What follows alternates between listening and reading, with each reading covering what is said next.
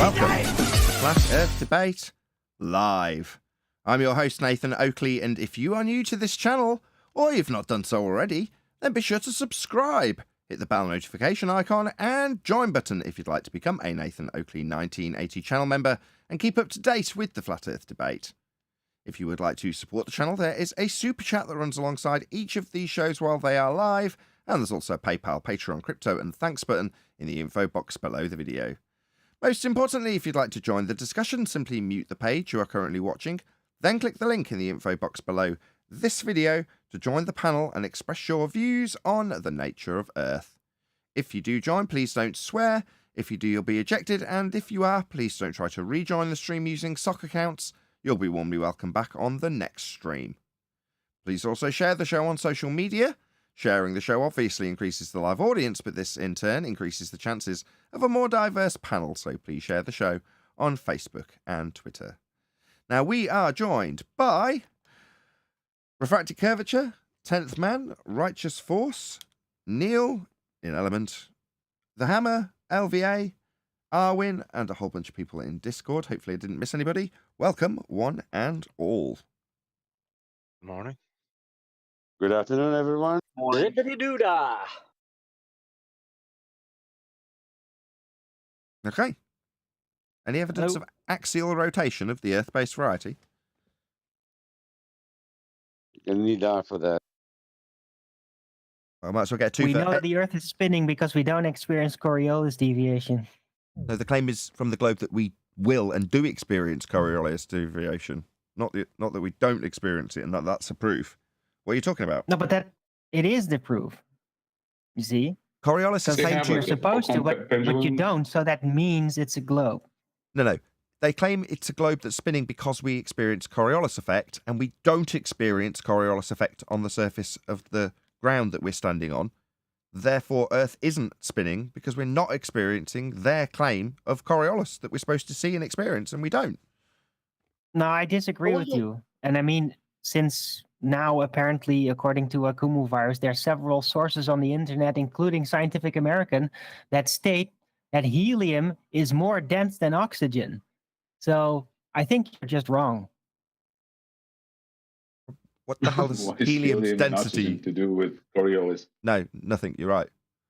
What's that got to do with Coriolis? Coriolis is you observing things seem to drift as you turn beneath them on a non-inertial turning reference frame. The object you're observing travels straight in an inertial reference frame, and because you are turning beneath it, you see it seem to drift, take a curved path. It isn't, it's travelling straight, but because you're turning beneath it, it seems to. That's the claim of Coriolis. That is Coriolis effect. Well, Earth's claim to have that effect.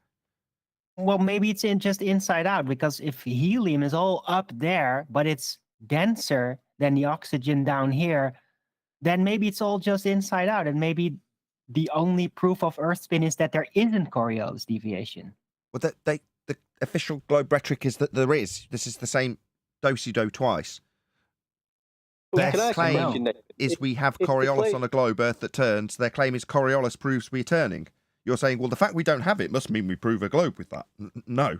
On the contrary, not having the proof they say we have in the form of Coriolis drift to observe, if we're not observing the drift they say we will observe, then we're not using that as a proof of a globe Earth spin because it's not satisfying the claim.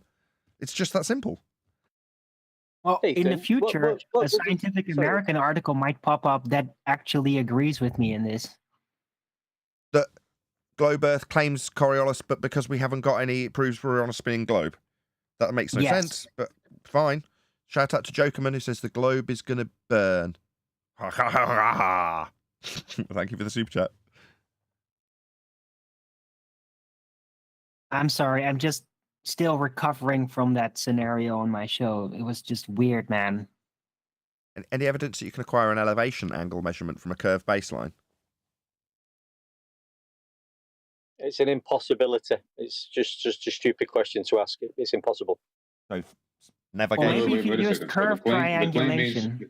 One at a time. The claim is they have a curved tangent. Is that what the claim is? Can't have a curved tangent, but yes, if you're claiming that you're living on a sphere and there is always in effect atmospheric refraction, the refraction is the answer to the black swan. Remember? Yeah, hey, Globies, are you listening? Yeah. Remember? You said refraction. Yeah, that means all lines to everything always are bent. And tangents, their necessity is in your globe model. And your tangent then is they can't do non-existent. trigonometry. I'm nearly there. Your tangent is non-existent in the globe model because you've told us how bent it is. You can't have a bent tangent. Go ahead, Rebel. Curve triangulation. Rebel. Yeah. That you can't do trigonometry with bent tangents. Period. End of story. You can't. With bent tangents, It that kind of doesn't exist. that phraseology kind of infers that there's such a thing as a bent tangent. But bent tangent's an oxymoron. That's right. Okay. It is a contradiction in terms. I'm really sorry I'm cutting you off, Rebel. It's I can't hear hardly anything. Or maybe it was you muttering. It's a I'm gonna contradiction. blame you. Good. Yeah, go ahead. Oh, is that it? Is that it? Seriously? Because I can't quite hear properly. I need you to be absolutely clear that you have finished speaking. Yeah, I was saying it's a contradiction in terms. Indeed Bent it is. tangent is an oxymoron. That's right. It's a contradiction in terms. Absolutely correct. Right, brilliant. We've done a couple of housekeeping, or 3. Good morning. Hey, 10th. Good to have you. Hey, Dan. So Hey, on the last question that you asked, they're never getting an elevation angle from a curved surface. It's always from the equatorial plane. yeah, you're going And to need also, you mentioned. Go on. You mentioned model. Which model are you talking about? It's always going to be the celestial sphere model. It's always going to require a flat plane. Well, even in the what they call the Earth curve calculator, that's not what that actually is. Okay, what is it? Well, it's a flat Earth viewing circle calculator, and it takes different heights and the viewing circle and stacks them on top of each other, and that curve in it is what they're claiming is Earth curve. But that's when they draw that line, it's a line of correlation depending on height and angle, not You mean it's Earth curve. like a slope, like a straight line, like a slope? No, like a line that goes below the surface level. It's actually denoted in the maths. John's absolutely correct. It denotes surface level. It explains what the maths is and what it relies upon. It relies upon flat surface level, and it's there right in the maths. Correct, John? Well, It can't get worse than that. well, I think they have some latitude to do that. Right. Well, What John's saying is the curved part under. I was just going to summarize. You carry on, John. It's your point. Go ahead.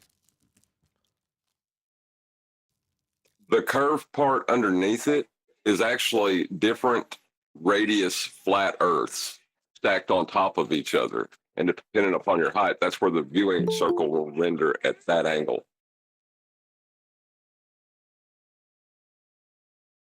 Yeah. Okay. Right, I'm going to do this before it disappears off screen. So in the chat right now, there is a link to this dude. He's called Martymer81. And what I want you to do is let him know. I'm sure I recognise this guy. Where do I recognise this guy from? I normally say I'm going in blind with this, but I recognise this guy's face. I don't know why. Maybe we have covered this guy before. Week. Pardon? Covered him last week, didn't we? In one of the other videos. He wasn't called the same. Didn't have the same channel name, but he was one of last week's videos, wasn't he? Maybe that's quite possible. I mean, I'm not that Yeah. great with faces, but I'd certainly look at this and go, you seem familiar. He does. Okay, well, anyway, let him know. Nathan Oakley 19 or at Nathan Oakley 1980 sent me in his comments. And hopefully, it'll help him algorithmically if you're leaving a comment on his video. Share the love and all that. The idea being that hopefully he would return the love to me and put a link to my video when he responds. We'll see. Anyway, we'll get into this. I haven't actually sound checked this, I don't think. Everyone. Flat earthers typically believe that the universe in its entirety consists of a So immediately starts with a stereotyping fallacy. Literally the first words out of his mouth is a stereotyping fallacy. disc-shaped earth covered by a firmament. Sorry, was that all flat earthers believe that it's a a disc shape. I have no idea what the shape is. None. I've never claimed I do either. And what's that you say? Firmament? No, I don't claim firmament either. There's plenty of people on the panel that would use the description of a firmament when describing the containment we require, but I'm not one of them. I say containment. So straight off the bat, your stereotyping fallacy fails on its arse. Wrong. How dare you?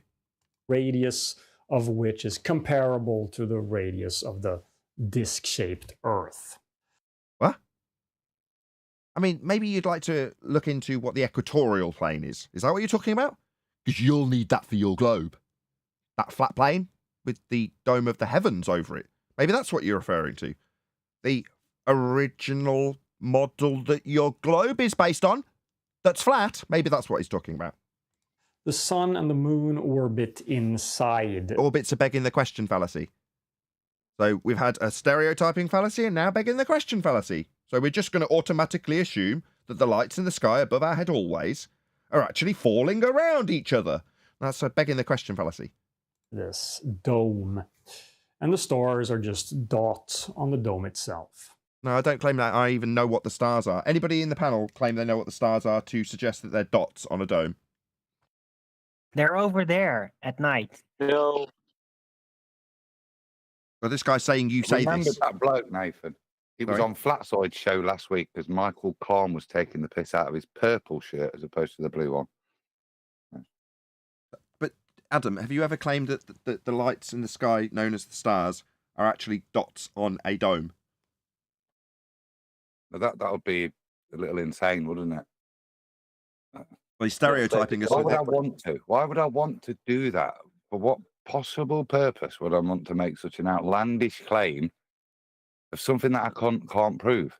The thing about flat earthers is we recognise what we do, we know, and what we can't know. Bit Donald Rumsfeldy, yeah. But I'd love to agree. I'd love to agree, but you've just stereotyped us as well. Bloody hell, Adam. You've just stereotyped us also. I'm sorry, Adam, but while you might like to describe that flat earthers feel or think in a particular way, I'm going to go with here at Flat Earth Debate. Yeah. And then your sentiments can be exactly the same. Yeah. Yeah, I stand corrected. Can I say something short? No, I'm going to go with no. Yeah. Go ahead, Darwin. No, but seriously, let's just presuppose for a second they're dots on a dome. If they were dots on a dome, then how could we have a stable GP system? It would make no sense. What, the system that's also going to give them their globe model? That system, Adam. Arwin. Yeah. The reduction because they're in angular. angle. Hold on, Adam. Just let Arwin get. I can only cope with one of you at a time today, for sure. One of you. I'm sorry, I'll keep it short, but it's just we have an angular system with the GPs. It's very perfectly consistent, but if they're literally like on a dome, how would that be consistent then?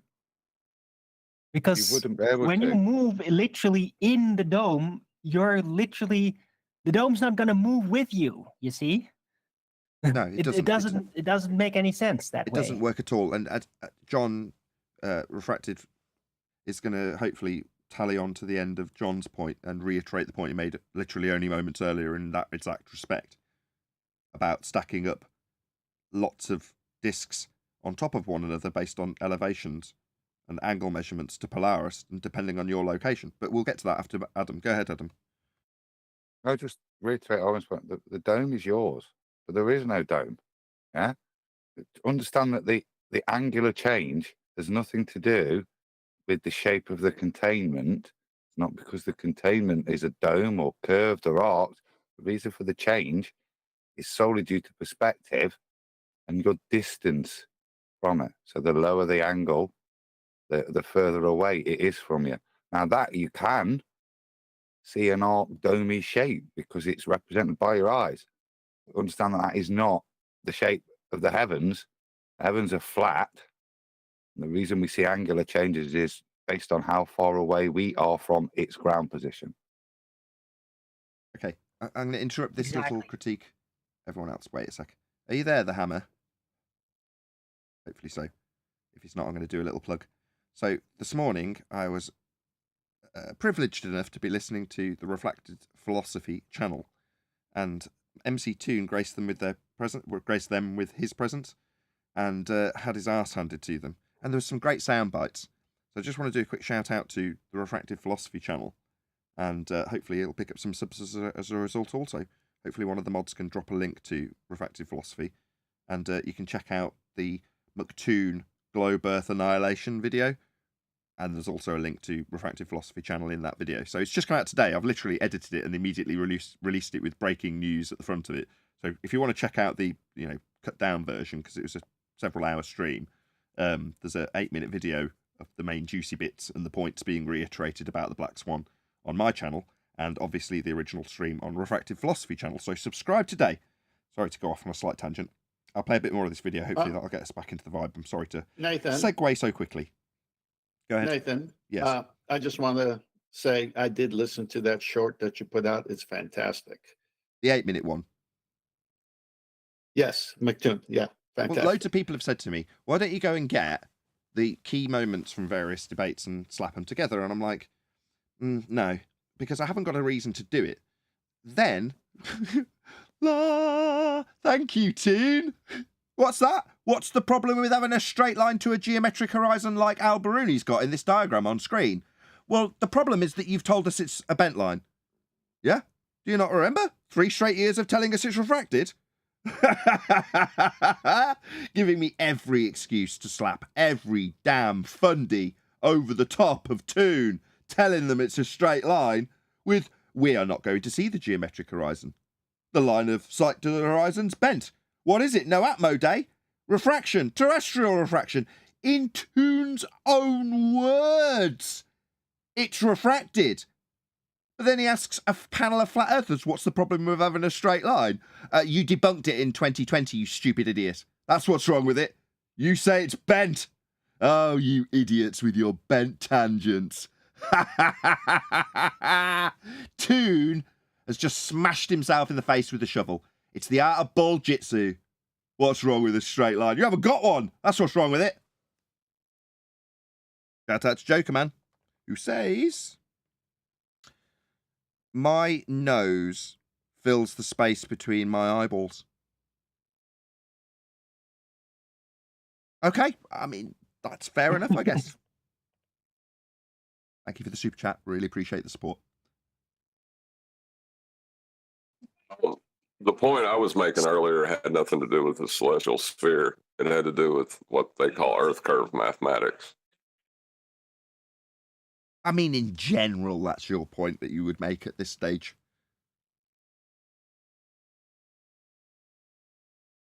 Space as we... I was just going to say that the flat plane has an ever-increasing viewing circle, and that arc is demonstrated in what they call Earth curve mathematics, and then they draw a line of correlation between altitude and the angle to the horizon.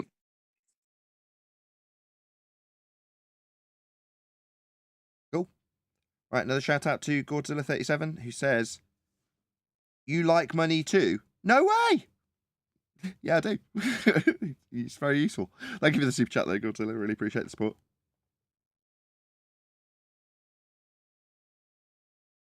We know it is a lie made up by NASA. Let's take this on. This is Flurf Pratt. Flat Earth points refuted 1,000 times. Don't forget to rate the video, subscribe, and hit the bell. Or go and let him know Nathan Oakley 1980 sent me. He obviously wants help in the algorithm like I would. So let him know.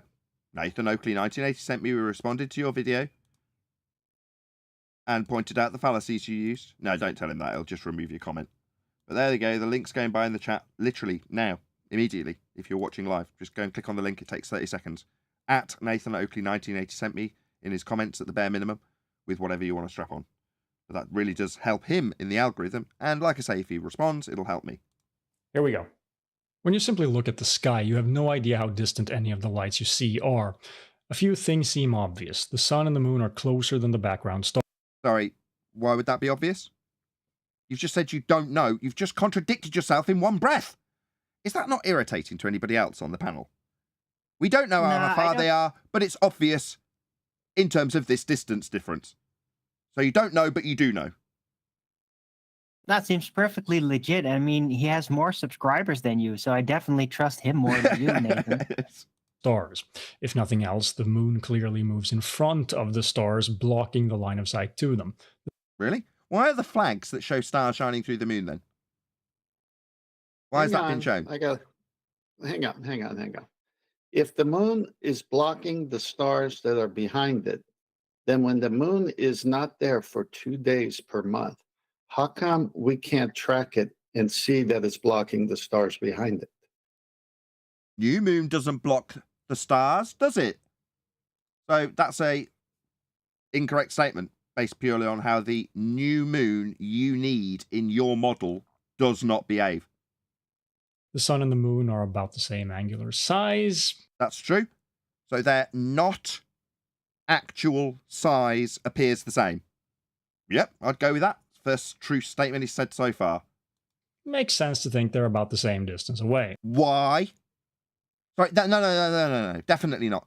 So you're saying that if you don't know how big something is, it makes sense to assume it? No, definitely not. Presumably the moon is a little closer because it can eclipse the sun, but whatever. Sorry, eclipse the sun? Go on, whoever that was. We'll get to this in a minute. Just pointing out we're in a Timmy boy moment here, aren't we? You're mumbling. A bit closer. He's proving, he's trying to prove something. If you look on screen, top left corner, this is software. This isn't real imagery that he's demonstrating his point. He'd have to go to software to make it. Little display. Astronomy software used for illustrative purposes, not proof. Also, prove that the claimed eclipse is an occultation. Prove it. However, it can't be that much of a difference, can it? Did you know that there's an endless supply of I truly understand why this seems intuitive. It doesn't seem intuitive. Not actual sizes won't infer distance. You're just stupid. It's not a logical deduction to say that a not actual size will give you distance that you can infer, close or far. It's not reasonable to suggest that not seeing a moon moving in front of the sun means the moon's moving in front of the sun when you don't see it. You see what appears to be an occultation, but you don't see the moon. But it falls apart the second you start thinking of ways to actually measure the distances to these objects. Yeah, you'll need a flat Earth for that. When was this made? 4 months ago? Oh, my friend, you should keep up to date with the flat Earth debate. This is a relatively recent video. The angles to these stars will be what you use. The angles to things like the horizon will give you your hour value, and you can't take angle measurements off a globe Earth with atmosphere. So there's nothing intuitive about getting distances to the sun or distances to the stars when what you'll actually do is assume that Earth has a radius and is spherical, assume that Venus has the same spherical hour value and is in an orbital motion that you would assume, and that orbital motion, derived by Kepler and his third law of interplanetary motion, gives you scale and distance because the assumed R value is an actual size that you will ascribe to Venus in an orbital assumption. None of this is intuitive. And it's all wrong. You can't get any measurements. You can't get any straight lines. Ask Toon. Hey, Toon, how's that geometric horizon working out for you? Not so refracted after all, eh? Nathan, So how do you... he's talking about distances. Well, in celestial navigation, it's angular, not actual distances in feet or height in the sense that you're measuring how many miles above you it is. It's an angular relationship. Oh, well, then that can't be performed on a sphere. You know, we've got this diagram on screen now. This is from a gentleman named Andrew Thomas Young, who is essentially with this diagram explaining that you will never have a straight line of sight to anything ever. It's all bent, right? Yeah, refraction. Oh, really? Well, that means you can't take angles ever. You understand that there's no angle measurements to take from bent lines? And you don't have any on a globe. Atmosphere, what is it, no Atmo day? How are they going to take these angles to get distances if they haven't got any straight lines? Yeah? Hey, Rufy, you too, buddy? How's that geometric horizon working out for you? Yeah, you've got this. This is called the donkey dick tangent. Yeah, bent. Remember? Refraction. No straight lines for you. You do that. Here's me and here's you. I see the moon between these stars and you see the moon between these. You'll need a flat Earth for this. See this straight flat line? That would be your baseline. See these two straight lines? They're not bent in atmosphere. So you're going to need a flat Earth. Of course, we're looking at it from different locations. Yeah, on a flat plane. That's correct. All angle measurements to all stars require a flat plane. You cannot do this on a sphere. It's done on the equatorial plane, to the dome of the heavens, over a flat plane. Coincidentally, that's where your globe model came from. In other words, your globe model is derived from a flat plane. Did you not know that? Mortimer 81? Martymer? But have a look at this angle P, the angle. An angle that's only acquirable off a flat plane? Very interesting. You'll need a flat plane for it. By which the moon appears to move if we compare my view of the sky with yours. Off a flat plane. So these angles require a flat plane. Martymer 81, welcome to Flat Earth. As detailed before you got to your diagrams, the angles require a plane. That's right, you've proven Flat Earth. Like your diagram, with a flat plane on it. Let's say the moon is up here instead. Notice how the angle gets smaller? Off a flat plane? Yeah, angles only work on flat planes. Let's put it down here. Notice how it gets bigger? Yeah. On a flat plane? Yeah, these are elevation angles, aren't they? Now, we don't claim the height of this item. You have very specifically told us that it's not actual size infers you know its distance. We don't claim that. Yeah? The height, the elevation angle, references with a distance. When you minus from 90 and times by 60. When you're calculating the GP position over a flat plane. That doesn't necessitate height. And why you're describing things being higher and lower in the sky when you're talking about a perspective angle measurement to something with its not actual size that you specifically detailed. Anyway, this all needs a flat plane. Couple of quick shout-outs to a few super chatters. Shout out to Jokerman, who says, please check out Bobby Zine's live stream tomorrow night. I'll be there, and sometimes Nathan is too. I am. I do like Bobby Zines. He's absolutely brilliant. Also, shout out to Retro Bill. I'm ending my relationship with this numpty $10 bill. Hopefully it finds a better home with you. Thank you very much for your generosity, guys. Really appreciate it. Thanks for the support. Yeah, there's a relationship between... Yes. Can you go to the reference in Master D, please? Yep. Okay, Smithsonian Magazine. A sextant is used to measure the altitude of a celestial body above a horizontal line of reference. Altitude, in this case, is a special use of the word describing an angular measure, not a distance in feet above sea level. A mariner can use the horizon as this line of reference, but when an airplane is above the clouds or flying at night, its navigator cannot see the horizon. The bubble sextant solves this problem by providing an artificial horizon. It takes its name from an air bubble in the liquid-filled chamber that functions like a carpenter's level, indicating when the sextant is aligned horizontally. When I look through the eyepiece of my sextant, I locate a star with a drum on the side of the instrument like a camera's focus ring. Adjust the angle of a rotatable prism until the star showing in the eyepiece is aligned beside the bubble. The prism and the drum are geared to circular scales marked off in degrees. From these scales, I read the star's altitude. Rest my case. This guy's proving a flat Earth. And you can check out any textbook or reference. None of them are going to reference measuring angles off curves. Because a curve doesn't give you an angle. Between the angle P, the altitude R, and the distance D. Sorry, the altitude? No, we don't need the height. Yeah, for celestial navigation, you need the GP with a right angle triangle below the star, but the height is irrelevant. However, it still needs a flat plane as he's detailing and showing you on screen right now. Between the two of us. I realize I'm about to go way over the heads of flurfs, because... Really? Given that you've just proven that the angle measurements require a flat plane, I'm going to infer that you don't understand this. That it's gone over your head that you're proving a flat Earth and showing it diagrammatically. Go ahead, Adam. The only way out of this, because he's using a flat baseline, is to turn that baseline into a chord on his ball. It's the only way he can do this, because he's had to draw a flat baseline. So the only way now is he's going to have to transpose this onto a ball.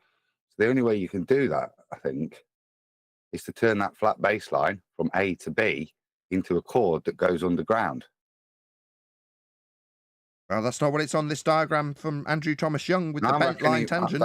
It's the only way you can do it if he's going to, because he's trying to do. See, he's a lunatic, isn't he? What he's demonstrating here is parallax of the moon, which is a recognized celestial navigation phenomena. Yeah, it's part of how they used to tell the time at sea before the chronographers were invented.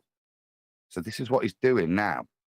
As far as I can see, he's going to try and show parallax of the moon based on different geographic positions on the plane, which is, let's say, celestial navigation.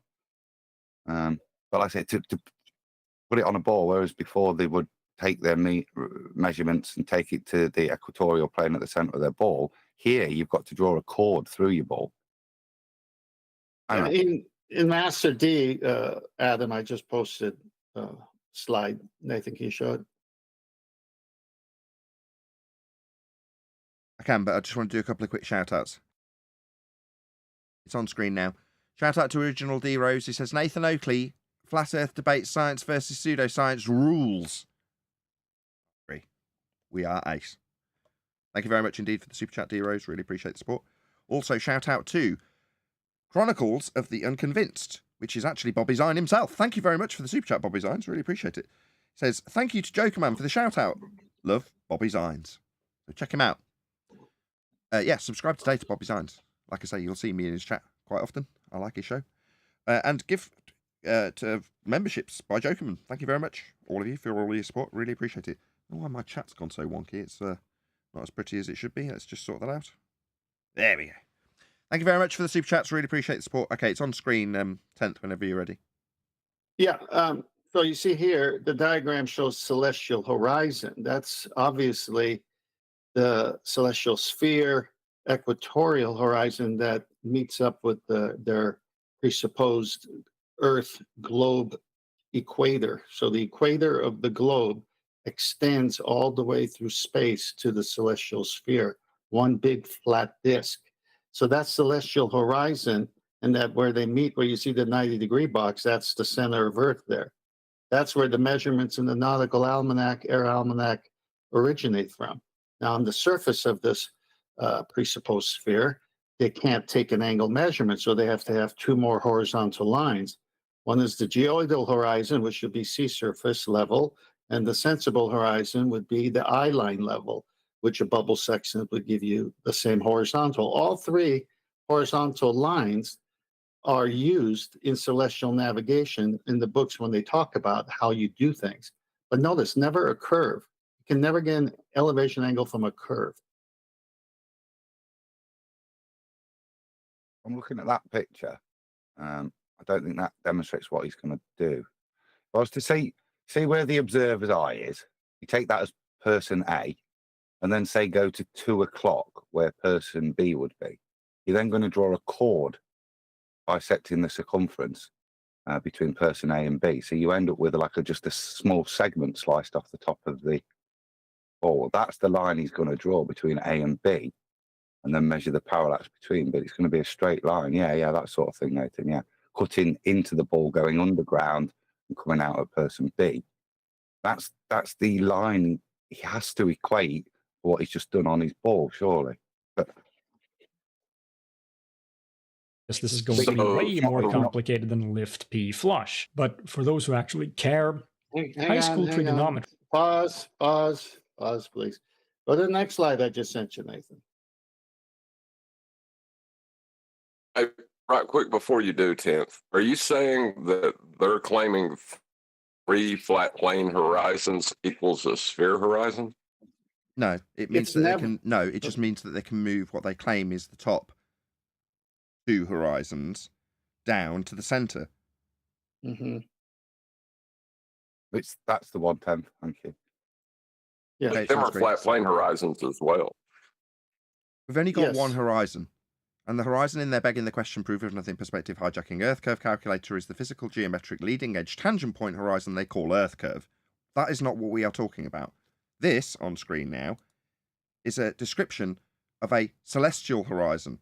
And they're saying the center, where it's got an arrow that says center, that's where you will be when you're talking about making measurements. You'll be in the middle of the molten iron core if you're going to claim this is a sphere that you're standing on. You're not. You're standing in it. So obviously, this isn't the sphere of the Earth they say we're standing on. It's got sod all to do with the sphere we're standing on, because we're not standing on one, and we're certainly not standing in the middle of one to make these angles work.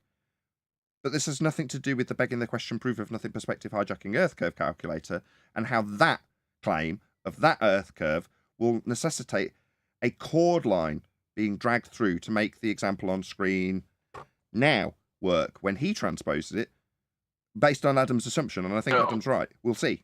He might not be. I'm not saying that it will. I'm just saying the image that 10th showed 3 flat plane horizons. How do they figure that it's a sphere with that? They don't, but like I say, that this is what they would show us if we said you need a flat plane. They'd show us 3 flat planes with you standing at the center of a circle and say that that's the middle of the sphere that the angles will be related to. It doesn't actually prove you're standing on a sphere, because you're not even standing on this circle. You're in the middle of it. Exactly. If you go to the next slide I put there, do you have it up? Yes. Parallax error. If you go to the part on the left first. In altitude is the difference between the altitude of the body above the bubble horizon at the surface of the Earth and its calculated altitude above the celestial horizon. Now that's the center of the Earth one. At the center of the Earth. All height calculations are given for center of the Earth. All. If the light rays reaching the Earth from a celestial body are parallel, so they're assuming light rays are parallel, the body has the same altitude at both the center and the surface of the Earth. For most celestial bodies, therefore, parallax is negligible for purposes of navigation. The second part's kind of cute, because I think Brian's logic, Adam, you can comment on this, the angles from the shadows from the moon on a stick are exactly the same as from the sun. But look what it says here. Correction for the moon, this does not apply to the moon because it is so close to the Earth that its light rays are not parallel. It just goes on. This is incredible.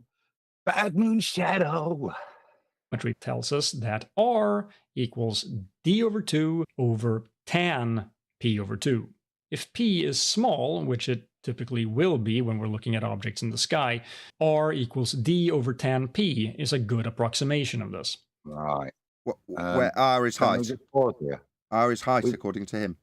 Yeah, we've now stopped doing celestial navigation. We're now just doing basic trigonometry. To get the height that we don't need. Yes. Yes. That's not invoked in celestial navigation. Nope. You can't invoke in celestial navigation. This has no practical application for a sphere because the calculation is done on a flat plane. It's required for these to be angles. Furthermore, in terms of practical application for things like celestial navigation, which saves people's lives, you don't need R. I don't know why you're babbling on about this. The only thing you're going to use it for, after measuring angles off a flat plane, is infer that the height can be transposed when you insert an R value that curves this line you've taken the measurement from and is flat and is the required baseline for saving your life if you're lost at sea with celestial navigation. You don't need R. Yeah? You do. You do. No. So, yeah, right, yeah, but no, but yeah, right? He's mislabeled this. You are going to need R. When I was saying you're going to create a segment, you're going to need R to calculate the segment arc length, the proper R. Yeah? Their R, their radius value. Why he's put that? That should be H, height to the star, because he is going to, he's got, can't say any other way. He's got to invoke R, the proper R value in this to do the calculation in a bit, to calculate his circumference, the segment he creates. R being H, just for the audience, we're talking about height, just so we're clear. I know he's labelled it R. We're not talking radius, we're talking height, just so we're all clear. Yeah. P is called the parallax, the apparent angular displacement of an object as it is viewed from two different locations. Documented in the celestial navigation measurement description on screen now as negligible. Not considered when doing celestial navigation with the moon. Isn't his moon the specific example that he made? The moon's a bit funny. Right, just one second, Adam, let me just do the super chat. Shout out to Jokerman. He says, they can only slow us down. Thank you for the super chat. Go ahead, Adam. But the sun and the moon do have some forms that you can account for. But this is not a new discovery. This is well known. Like I said, this is the key to the lunatics for telling time at sea, this parallax of the moon. How exactly it's done, I have to confess, I couldn't recite it, but that is the premise, that it's this parallax of the moon and knowing it that allows you to translate local time. So this is just a perfectly well understood part of celestial navigation that's now being used to make assumptions for height and distance, to use trigonometry to give you a distance to the moon, which is, let's say, not celestial navigation. You have something If to you add, look Tense, at the, as you're causing feedback. if you look at the, I'm sorry. That's okay, go ahead. Yeah, if you look at that diagram I sent, the one that the correction for the moon, because it's closer and its light is not parallel, to the side of that, you see a gray box, and it shows the moon. It shows the Earth as a circle, and then the center. So it's everything's coming from the center. Remember, everything originates from an equatorial plane.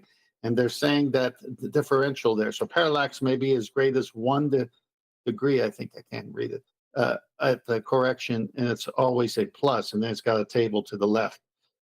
But again, how do you get an elevation angle? Hold on. Can't do it from a curved surface. I'm a bit confused.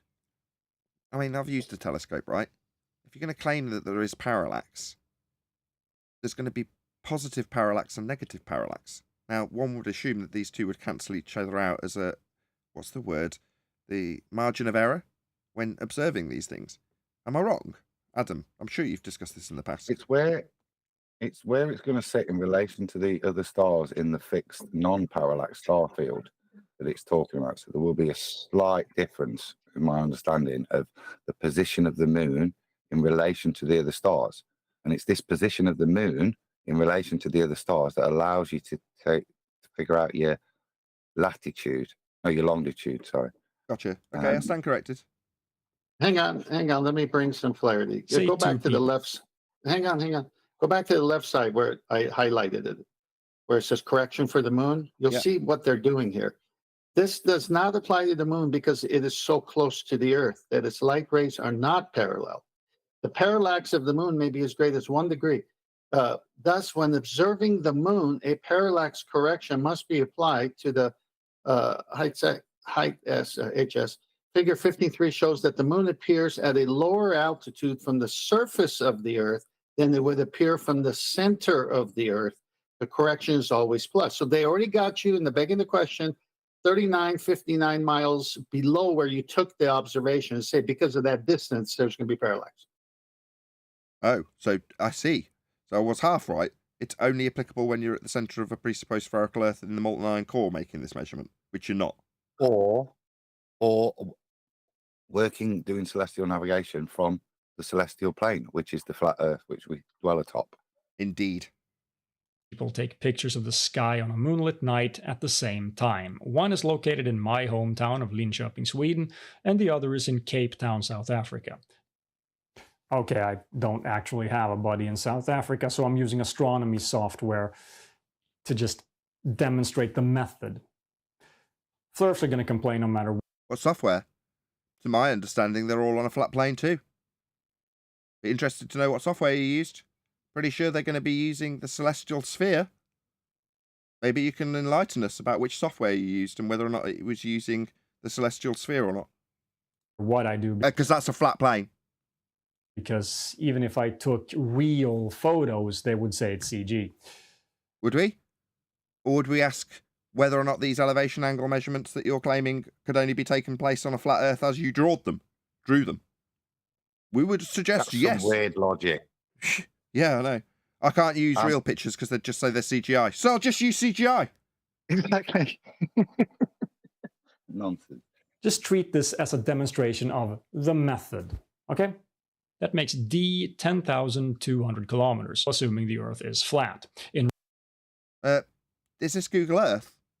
This also represents as flat. This distance measurement that is just drawn out is represented on a flat Earth. The elevation profile you can draw up also and show that the distance is not accounting for 8 inches per mile squared curvature drop. That's not accounted for. Not in this software. In reality, we'd have to use this distance. What? When in reality we have to use your cartoon? Now, I've just explained that the reference to the distance that you're going to claim has come from a model that's using a flat Earth reference system. It's using a Cartesian grid. That's flat. There's no curve in that model you just showed. This is just a cartoon you've come up with. But the things that professionals use, Google Earth Pro is actually used to build things, to figure out where things are going to be on the land. And it's flat. So that flat Euclidean grid-based system that you just referenced, that does prove we're on a flat plane. This doesn't prove we're, rotating in an orbital presupposition? Definitely not. 9,100 kilometers. Sorry, from what?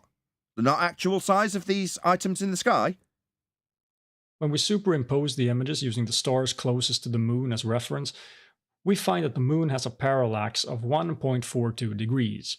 That gives me an R of 411,000 kilometers, not 5,000. So, you were right, Adam. Kudos, as always. You know this stuff before it even comes out of their mouths. If the moon were just 5,000 kilometers away... Who's claiming that?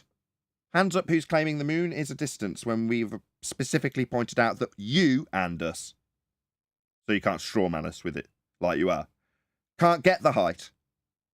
These apparent distances and apparent sizes won't give you actual sizes or actual distances. There's no logical consistency to that. We already pointed that out. But you're going to strawman us with us saying we've got a height because you need one. Yeah, you need a height. Yeah, we aren't claiming 5,000 kilometres or whatever it is you suggested as a straw man that you're now going to burn in false dichotomy. I am supernatural, says Jokerman. Thanks for the super chat. The parallax in this observation would be a whopping 64 degrees. What's funny is that even... What if you straw man us with a height that we haven't claimed? Based on what? I mean, if you're going to claim that's the case, surely you'd be taking elevation angle measurements that won't give you height. Yeah, we've already pointed that out, haven't we? But you need one, don't you? And you got it by angle measurements off a flat plane that you just showed us in your diagrammatical examples of that angle measurement that needed a flat Earth. So, well done. You've proved that you're going to hijack flat Earth elevation angle measurements to infer heights to the celestial items. No, you can't get elevation angle measurements off a curved surface, my friend. When we assume the Earth is flat, we still get a... No. You just measured it flat for angles. No assumption. It was a prerequisite. It had to be for you to get elevation angles. They're two straight lines. What do you mean when you assume Earth's flat? Okay. Get those angles that you just gave us without the flat plane. Oh, what's that? You can't? It's a prerequisite. It's not an assumption. You need it to be flat. The globe needs it to be flat. The angles need it to be flat. A number that, although wrong, is on the same order of magnitude as the correct 384,000. If we use the correct D of 9,100 kilometers, we get R equals 367,000 kilometers, which is... Not without flat Earth elevation angle measurements, you don't. Even closer to the correct value. So this was the point. So here's the fudgery. So he's now going to change the distance between the two people, which he's going to pervert it by, he knows the distance is 10,200 kilometers between him and South Africa, right?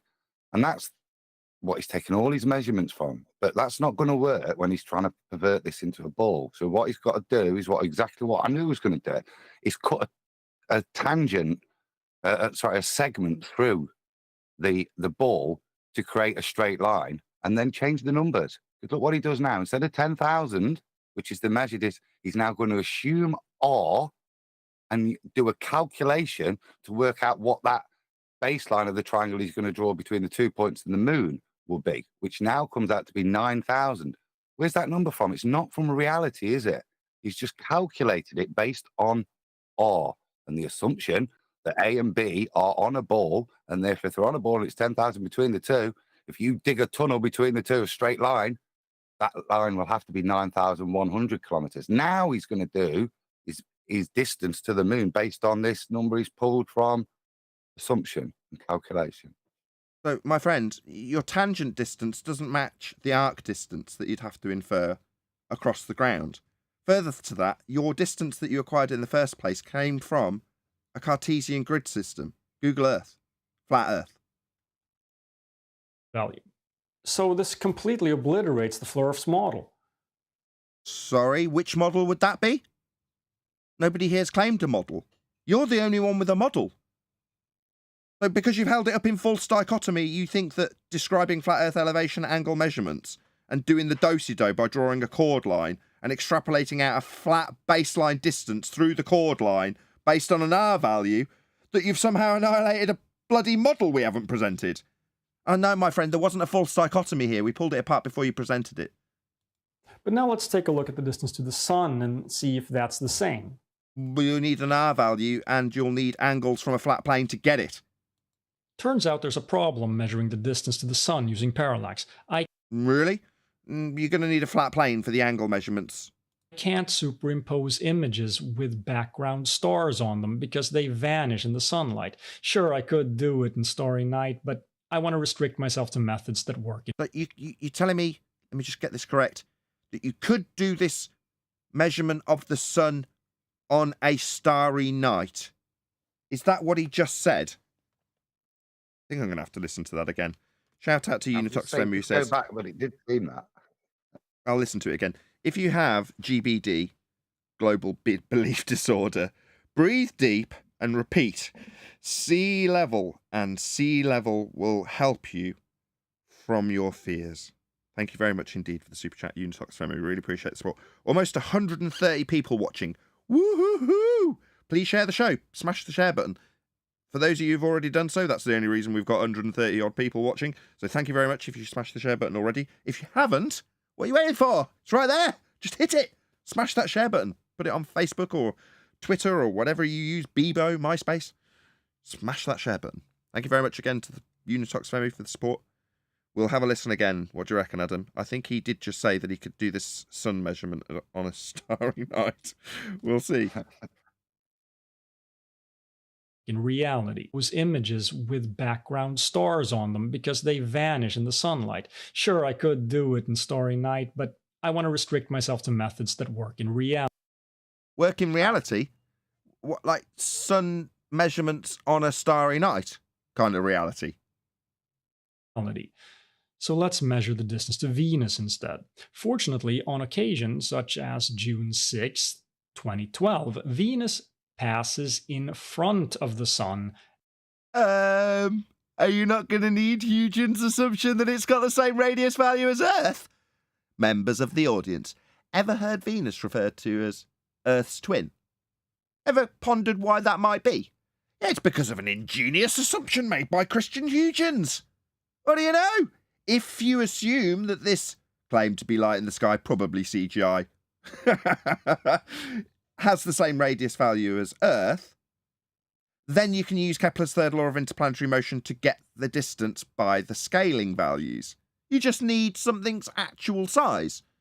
And of course you can assume this has the same R value as Earth. It's its twin. By assumption, by Huygens. As seen from Earth. We've got iPhone 4.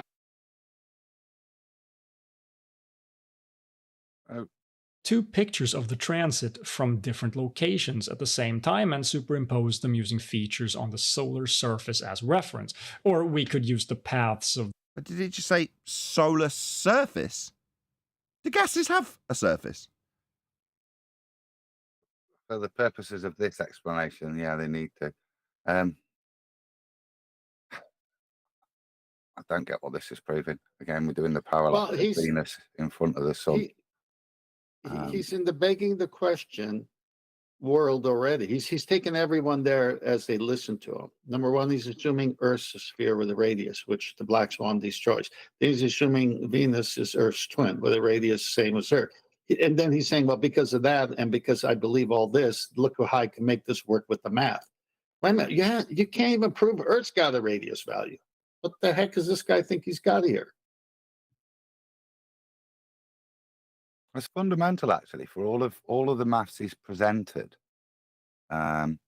He gets black swanned because for all the angles for him to draw on his ball, the horizon has to be the leading edge of a ball for him to create tangents to angles, and we know the horizon isn't that. So Still on screen. fundamentally, Still on he's screen. pennies. Donkey dick tangent horizon. You haven't got any straight lines, ballers. It's not there. It's not there to create the tangent to then apply to a presupposed arc and on two different positions. Do you get me? It's not there to be able to make the assumption to then put those angle measurements onto a ball. Because of the black swan. He's not even on the ball. He's in a chord line. Of the planet, because they will be No, parallel. no, pause, Hold on, pause, That's done in please, reality. But here I'm going to use the surface features of the sun instead because it's simpler. Here I'm taking pictures from Linköping and Tokyo. They didn't get a good look at this in South Africa because when it happened, they didn't have a line of sight to the sun. Still funny how that works if the Earth is flat. Sorry, what? Bent line of sight to the sun, like refracted through the atmosphere. Yeah, you see. Or nighttime. Oh, as it's yeah, or referred nighttime. to. When it's On a twinkling flat Earth stars. and we don't have an angle to the sun. I mean, say Can I say something about the last statement about the I'm going to go chord with no. No, you can't. line? Okay, fine. Go ahead. Yes, the chord line is a horizontal line. It's only a chord line because they got that circle drawn, and it's going through the circle as if it's an actual representation of a sphere. The previous slide I showed three horizontal lines, all elevation angle measurements derived from the equatorial plane, which is just a horizontal line. And then they got two more horizontals on top of a sphere.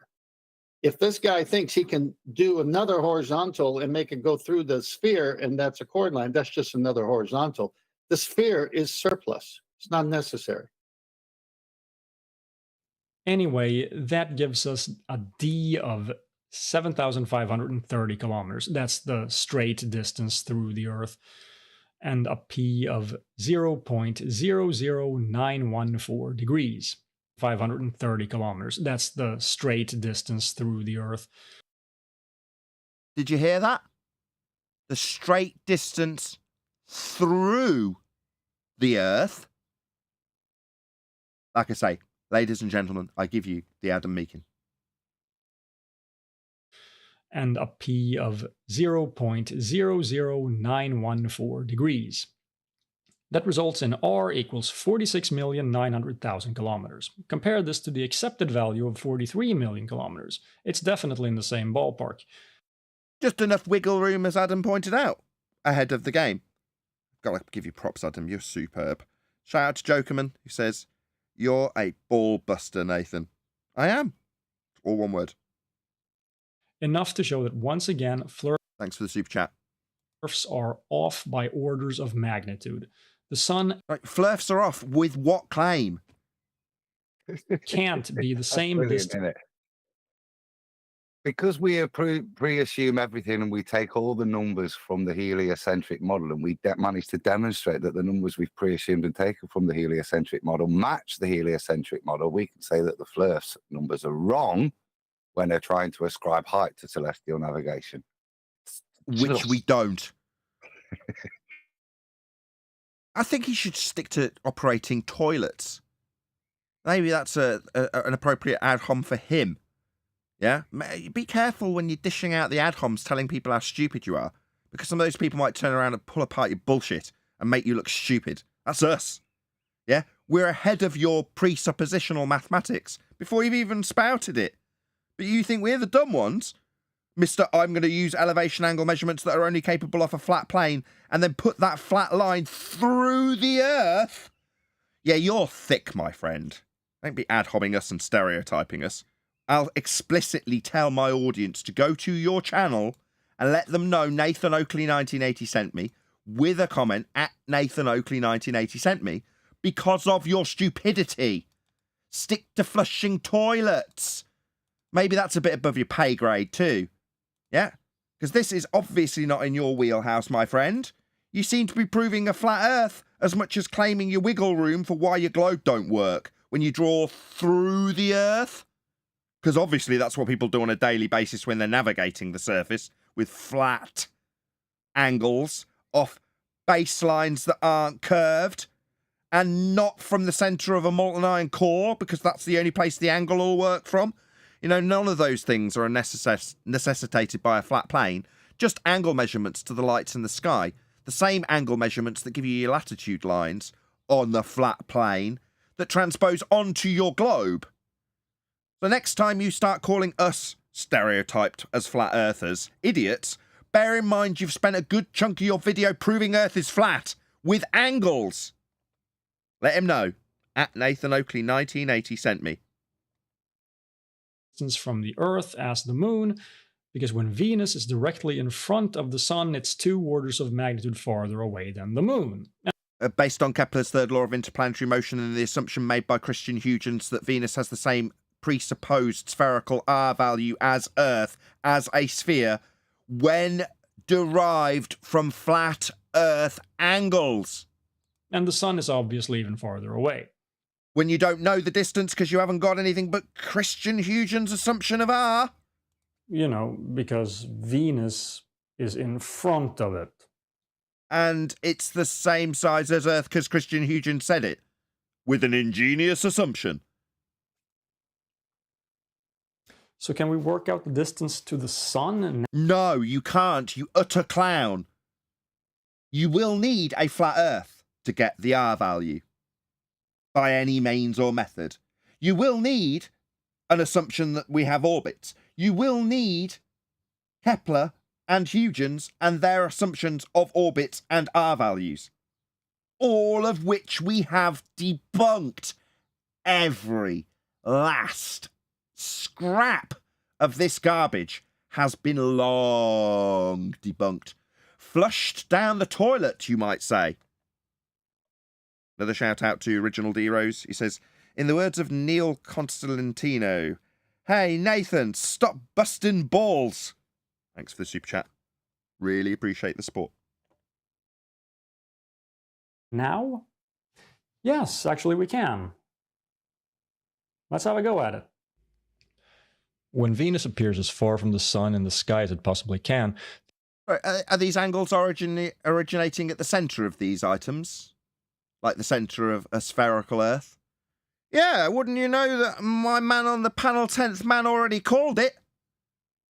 Yeah, us at the centre of the molten iron core now. Why would we assume this? Oh, is it because it's the only way we can derive the angles off an equatorial plane? The one that gave you the globe model that was then used to infer orbital motion by Kepler? Yeah, you see, we know the every in and out of origin when it comes to your globe model that came from a flat plane. The angle Earth, Venus, Sun is 90 degrees. This is called greatest elongation. We measure the angle between the Sun and Venus at greatest elongation and find that it's 45.8 degrees. If we set the distance from the Earth to the Sun to be 1, the distance between the Sun and Venus becomes sine 45.8 degrees, or 0.717. The unit we're working in is called astronomical unit, or AU. So during transit, we find that 46.9 million kilometers is... No. The AU is a unit in scale. The kilometre value is based on an assumption from Christian Huygens. We've just covered this. Go on. Yeah, but this is his guilty admission, isn't it? Yep. Yeah, so this is exactly what you called, ladies and gentlemen, Nathan Oakley. He's now gonna do exactly what you said with regards to Huygens. He's set the tone by introducing the Arwinian unit in there So that gives him his scales as he described. Look, the distance now is 0.7, sine of 0. Is 0.7, which is the sine of 1. He's saying. So he's using trigonometry still. He's got his scale. Now all he's got to do is turn that one astronomical unit, find something to convert it. And he's now going to do what Nathan said, which is to make the assumption that our little twin sister up there has got the same R value as us. And that will then enable him to generate some numbers based on assumptions of matching R values, distance to the sun, based on that, like I said, based on that first thing that he's pulled out, its greatest distance, which its greatest angular distance, which he then interprets to mean its perigee and apogee of its elliptical orbits. May I interject, Adam? You can after a shout out, Joker Man. So just left a comment. You said he was a numpty, and I concurred. They live in ignorance. What a bunch of numpties. Thank you for the super chat, Joker Man. Really appreciate it. Go ahead, 10th. Yeah, I mean, again, here we are. He's begging the question. He's got us in orbits. He's got us in outer space. He's got the sun at a certain AU. Okay, fine. I'll give you all that, but first you got to prove the radius of the Earth that you say Venus is a twin of. So the black swan, again, destroys everything. Now we're into this conversation, and I'm glad we're breaking it down. But if they can't prove the radius of the Earth or Earth curvature, this talk is nonsense. Yep. Can't base your orbital assumption on an R value if you can't measure an R value. Not that it makes orbital assumptions any more valid. As he's admitted there, you can't base an orbital assumption on a maximum angle that you measure once or twice a year between two lights in the sky. That's the premise of this orbit that they're calculating. Is on this day, look, we've got this angle. On other days, it goes as low as this angle, and we vary between the two. That's the assumption of the orbit. That's all they've got to build a mathematical model of the orbit.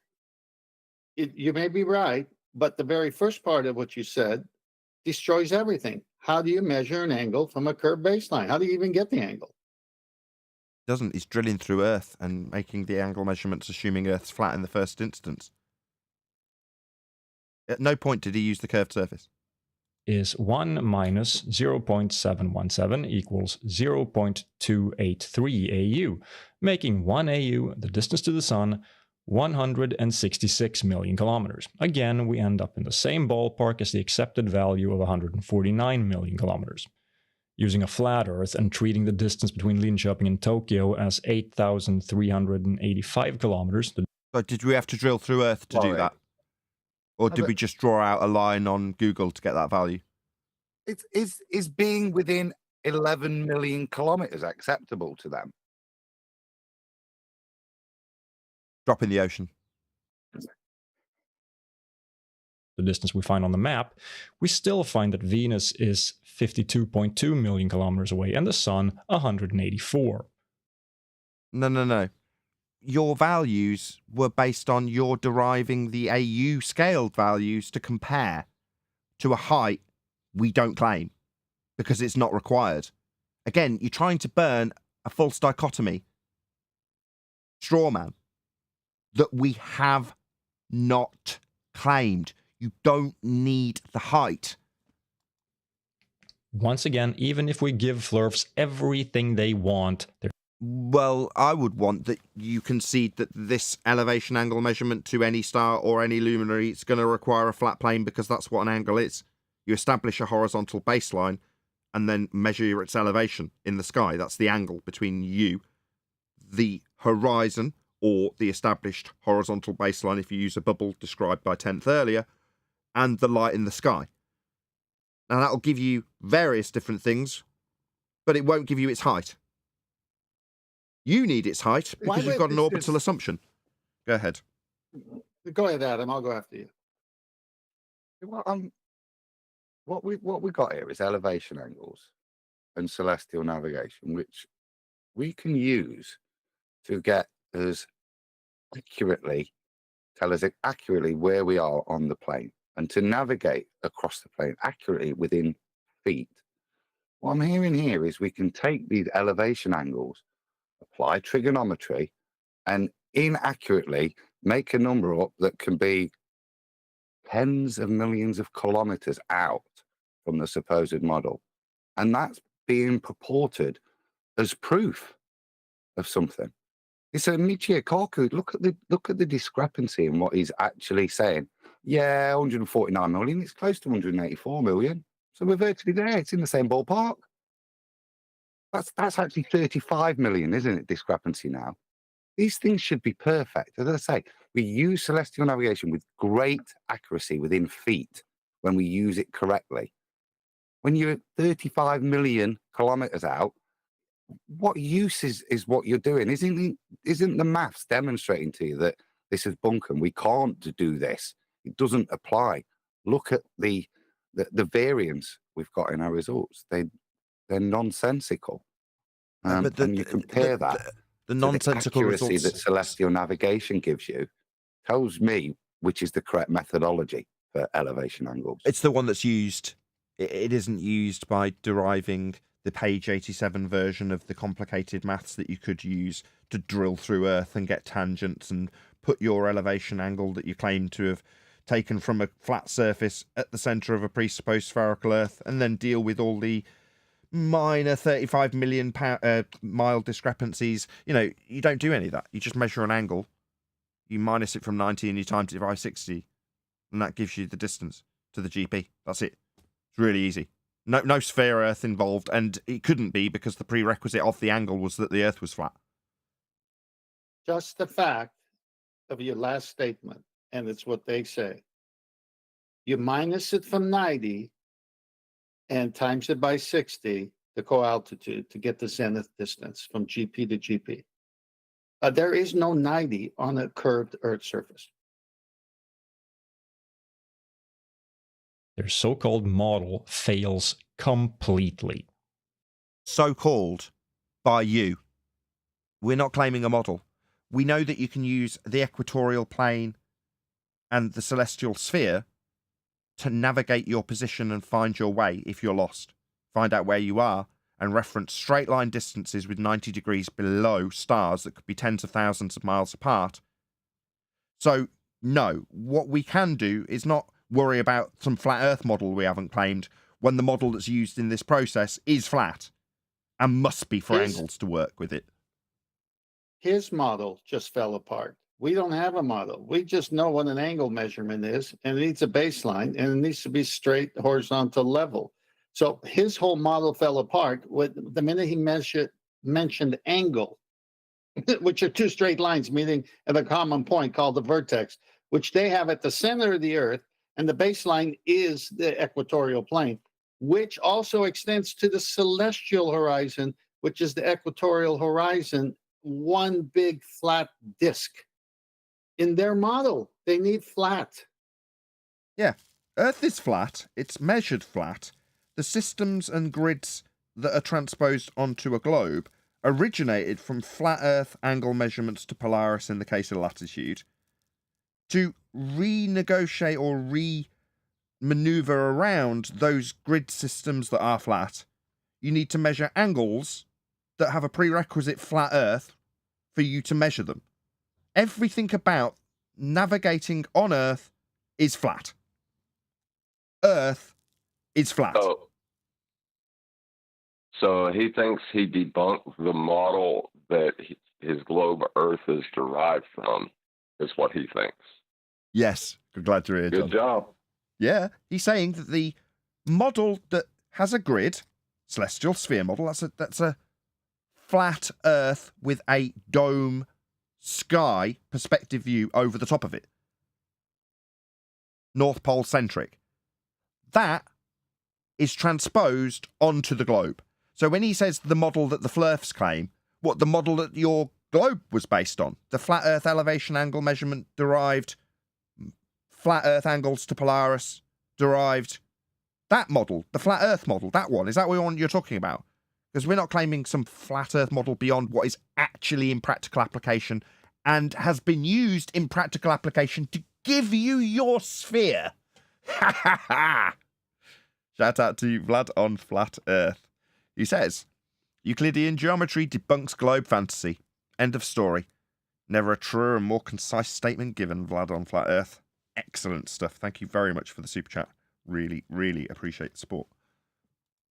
Flurfs obviously can't calculate or measure the distances to their fantasy sun and moon.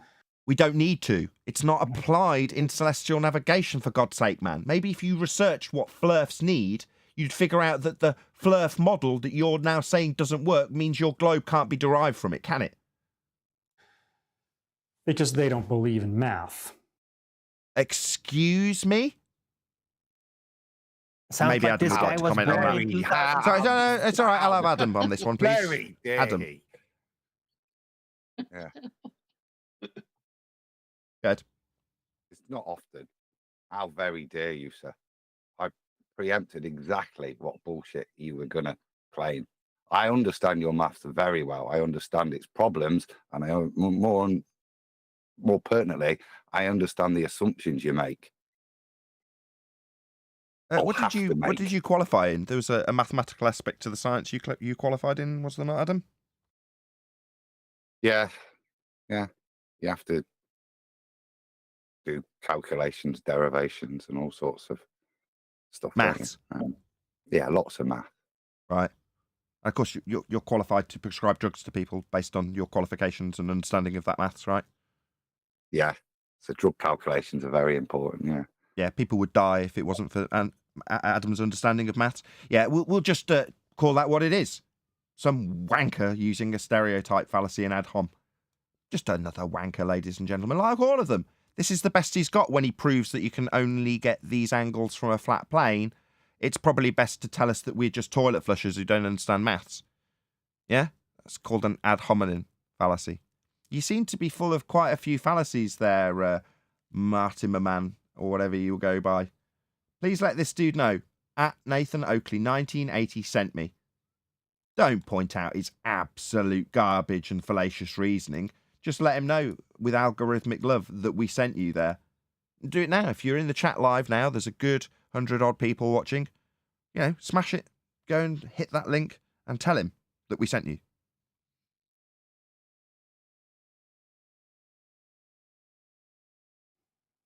They didn't measure or calculate the values. They just made them up. No. The values that you referred to in Google Earth are done with a Cartesian grid. You know, we didn't have to tunnel through Earth to get them. They were flat.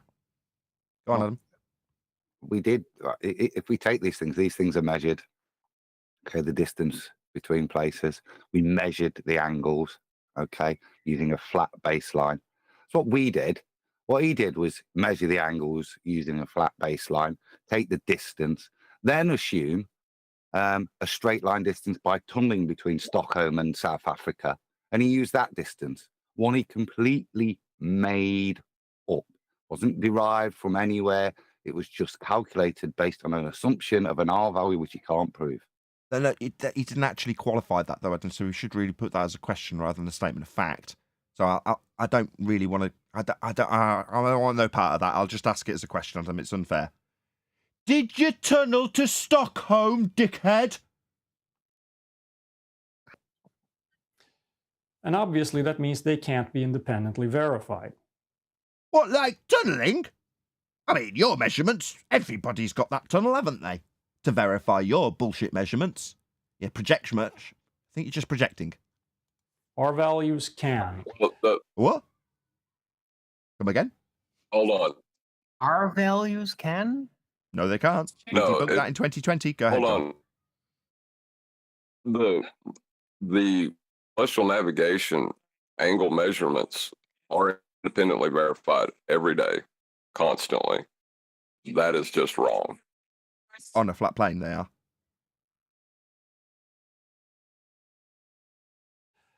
The distance to the moon and the sun and Venus, for that matter, can all be measured using radar, and that confirms the accepted value. Radar? Wrong. the radar claim... The distance to Venus? Really? Let me just pull it apart. The radar claim is based on the timings that you gave us derived from the AU and scaling values of Venus having the same radius value as Earth. So if you're going to infer that you can get the return signal from radar, you'd have to know when in time that you would look at the return signal.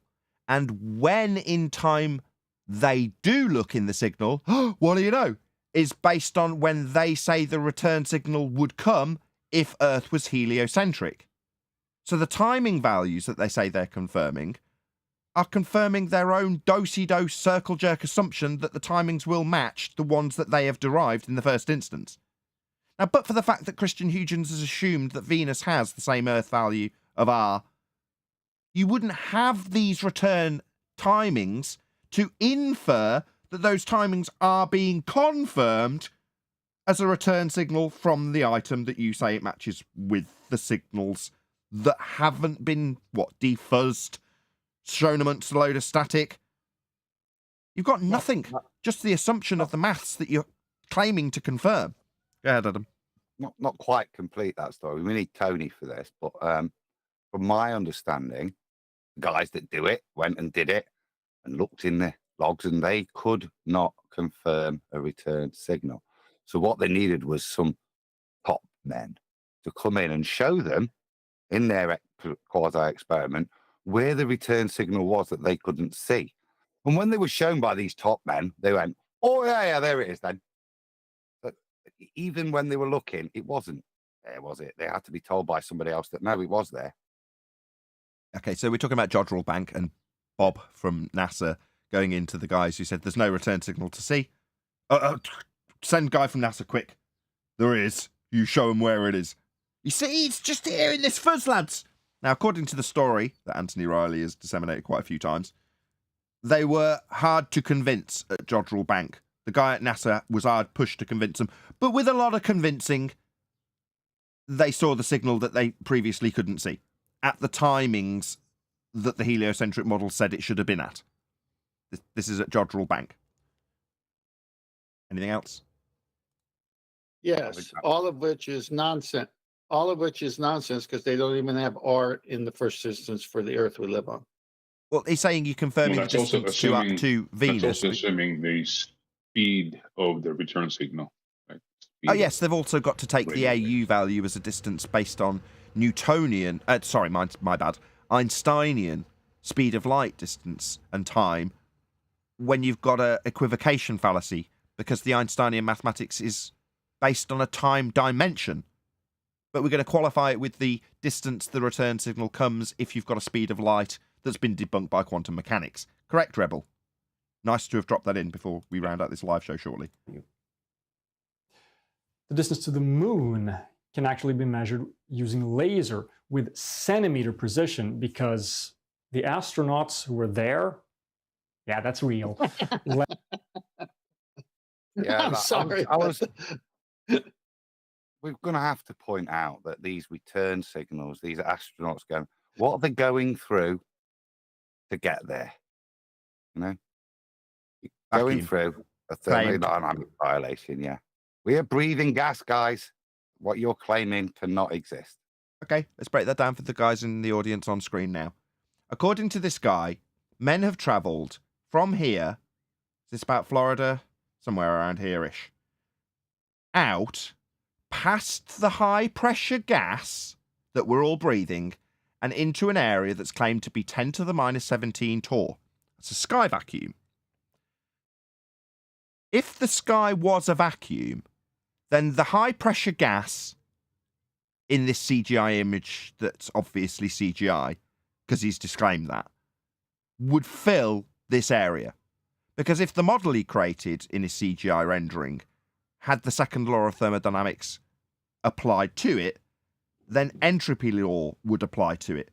And gas, which expands at high speeds in all directions, all vectors, wants to fill whatever space it has available to it. It's called entropy. Second law of thermodynamics. So, if men can traverse past the sky, pressurized gas, and enter a sky vacuum, then so would the gas. Rockets don't pass a line in the sky called the Kármán line and wave goodbye to gas pressure. The gas would also continue in whatever vector it's travelling at a high velocity, filling the area of volume until it reached equilibrium, which would mean we'd have no gas because it would all be spreading out in this area that's enormous, according to them. A vast space for the gas to fill. Oh, what do you know? They call it space. So this would be an area of volume for the gas we're breathing to fill. Meaning that the claimed journey to put retroreflectors onto the moon took place in a second law of thermodynamics violation sky vacuum that is definitely not real. There was no journey through a sky vacuum. We'd have no gas to breathe. If men can traverse the sky through the pressure, then so can the pressure. That's what pressure is, the force it exerts on the walls of its containment. And if there is no containment, as depicted in this picture, then the gas would fill the space and we'd all be dead. Debunking the moon landing and any claim that we're travelling through sky vacuums to put retroreflectors on the moon, when those stories of return signals with lasers from the moon was claimed before they even made up the lies of travelling through sky vacuums. They just used that story. Go ahead, QE. Welcome, by the way. No, hi, QE. Let me just finish here. He's been ad-homing us, calling us flirts. His biggest enemy is not us. It's natural law. Yep. Angles, natural law. It's over. What's about to come out of his mouth is nonsense. QE, you there?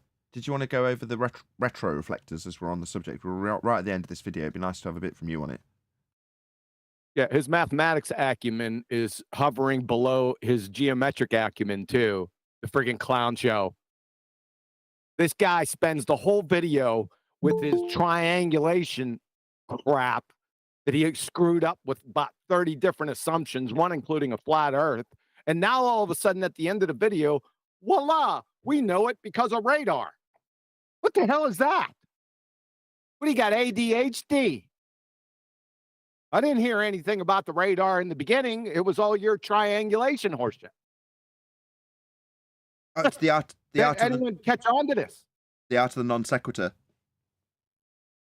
Yeah, so back to the retro reflectors. In the second law of thermodynamics violation, they purportedly shot a laser in 1961 and bounced it off their fairy tale moon. So why did they need the retro reflectors, you retro retard Martymer? Left reflectors there. And that's actually a way to test that people have actually been on the moon. Those reflectors are there, and you. What? So if they hadn't been to the moon, we wouldn't get the reflection. So therefore, quantum eraser has quite literally debunked your premise as false. Then. So, but for the fact that men have been there, we wouldn't get reflections. We do get reflections prior to men being there. Therefore, men couldn't have been there. It's an unnecessary lie. Hey, everyone, can I add something to this? You can. Welcome, Brian Logic. Actually, I'm going to go with no. Yeah. I got to point out something here that's so stupid, right? When you bring up to them that they were already claiming to be bouncing things off the moon, signals off the moon, they say, yeah, but with the retro reflectors, they have to be more precise, so they're using microwaves. All they're doing is calculating the same thing, but differently using microwaves. That's all they're doing. It's pathetic.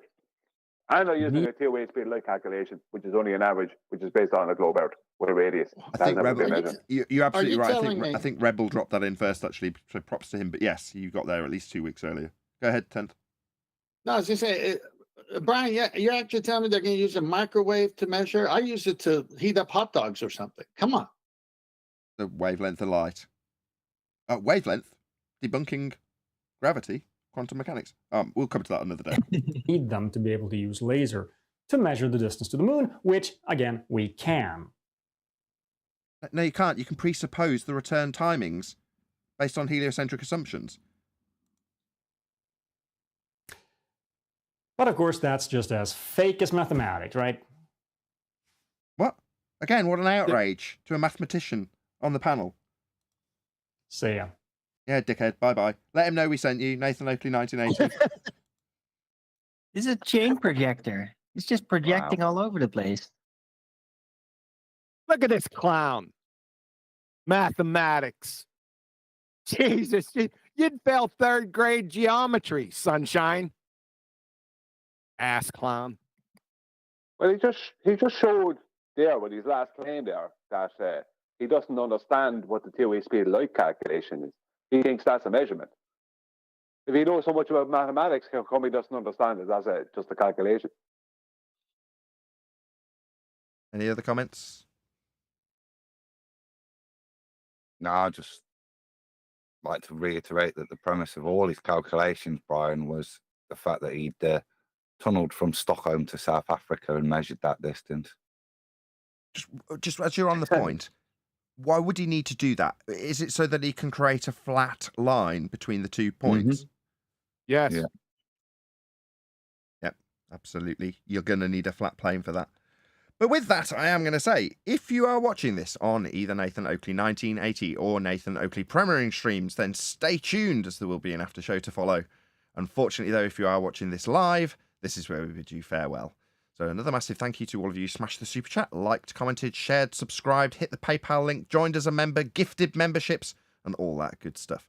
Of course, a massive thank you to today's Matrix, G+, and Discord panels for making today's live show possible. Once again, stay tuned if you're watching on either after show. I've been Nathan Oakley, and I will see you all in the next video.